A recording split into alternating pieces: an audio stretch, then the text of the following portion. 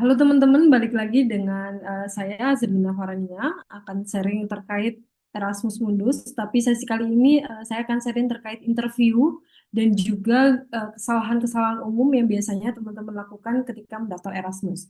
Nah, untuk yang pertama, untuk sesi interview atau wawancara, karena sebenarnya tidak semua program di Erasmus ini mengharuskan wawancara gitu ya, ada beberapa.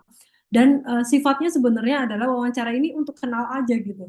Jadi sangat chill gitu ya, pembawaannya sangat chill, kayak ngobrol sama teman dekat atau ngobrol sama dosen atau profesor kalian, karena nanti kan ditanya akademik ya pasti ya. Jadi teman-teman tidak perlu grogi atau tidak perlu takut gitu karena sebenarnya interviewnya adalah singkat. Sorry, ini 10 sampai 15 menit biasanya gitu. Mereka sudah set apa namanya di brief waktu kalian interview itu pasti ada tulisannya misalnya interview akan dilaksanakan 10 atau 15 menit misalnya kayak gitu.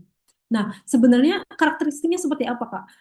Karakteristiknya adalah untuk menggali karakter diri kita. Jadi mereka ingin tahu gimana sih pembawaan kalian kalau misalnya berbicara gitu ya. Dan secara psikologis kan biasanya orang ngerti ya gimana orang orang kalau berbicara itu merepresentasikan sifat kalian gitu. Itu yang mereka cari. Apakah kalian menyampaikan maksud atau pengen studi di sana itu dengan sangat semangat kah atau terlihat lemas gitu kayak formalitas aja atau gimana gitu itu nanti akan sangat berpengaruh dengan hasil nanti resultnya kalian akan diterima atau tidak gitu. Nah, yang kedua adalah yang digali adalah biasanya terkait kesiapan kita untuk beradaptasi gitu. Eh, karena ini Erasmus ini membutuhkan mobility yang lumayan banyak gitu ya. Kalau misalnya 4 negara itu berarti tiap semester akan pindah gitu dan kalian belum lagi dari Asia akan beradaptasi dengan weather atau cuaca di sana, itu mereka akan tanyakan itu malah. Jadi eh, apakah kalian sanggup? Karena jangan sampai nanti di tengah-tengah perkuliahan kalian give up gitu karena sudah capek misalnya urusan visa gitu ya. Karena misalnya pindah di negara lain gitu ya, ini kalau misalnya Eropa semua, tapi kalau ada partnernya dari luar Eropa itu kan berarti perlu perlu visa lain gitu.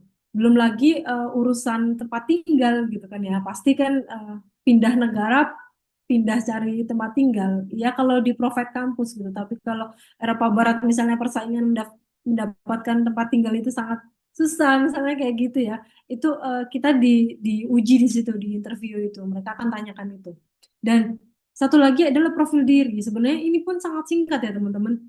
15 menit itu sangat singkat jadi sebenarnya kalau teman-teman sudah bikin motivation letternya sendiri dan bikin CV-nya sendiri kalian pasti akan tahu kan eh, gimana kita pengalaman kita seperti apa dan kenapa kita pengen mendaftar jurusan atau program ini gitu itu yang akan ditanyakan lagi gitu sebenarnya mereka akan memastikan aja gitu bener nggak kalian emang sangat apa namanya interest dengan program ini gitu